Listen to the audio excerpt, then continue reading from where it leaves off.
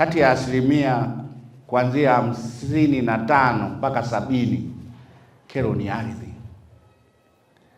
Ardhi. Kwa nini ardhi ni kero? La kwanza utasikia double allocation. Tumewezaje kutoa viwanja kwa watu zaidi ya mmoja? Kwa hiyo utasikia hicho ndio chanzo. Chanzo kingine ni wakazi wa asili. Sasa ukienda huko kwenye maeneo hayo ambayo urasimishaji ulifanyika, utasikia sasa mabango wako pale. Eneo la tatu, fidia. Pita tu. Chanzo kingine uvamizi. Yaani wananchi sasa hivi, wananchi wanaanzaga polepole. Kwanza anaweka kibanda kidogo cha makuti, kinakuwa cha bati, anaanza kujenga, wanakaribia.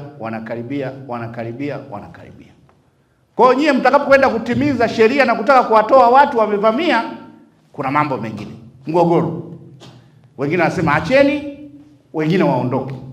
Kwa hiyo vyanzo hivi mkavidhibiti uvamizi katika maeneo, katika early stage. Kwa hiyo nimebainisha baadhi ya vyanzo vya migogoro ya ardhi. Lakini tunao matatizo kwenye mabaraza ya ardhi. Kuna shida kuwepo na semina, sababu wote tunadili na utatuzi na lengo ni utatuzi. Sasa utatuzi inahitaji pia uzoefu na kuongezewa uwezo. Kwa hiyo tutaongea na kamishna tuweke mipango hiyo.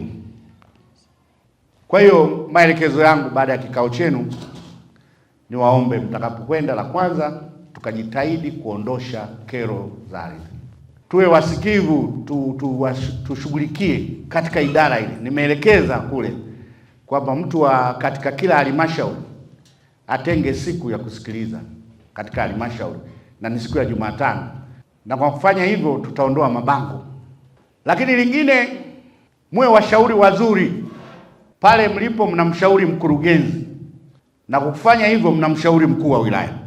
Nitasikitika sana nitakapoletewa kesi ikaonekana ushauri wako ndio ulikuwa mbovu.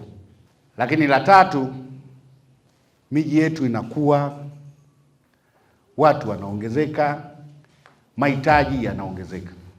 Hakikisheni watu mnaokaa katika mipango miji mnashauri vizuri mabaraza ya madiwani kutenga maeneo ya umma, masoko, shule.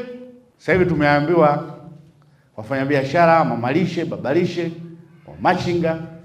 Kwa hiyo nyie ndo mko pale, tumieni taaluma yenu kwa mahitaji halisi tulionao, lakini pia kwa kuangalia kwamba mahitaji yaliyoko mbele yetu ni mengi zaidi.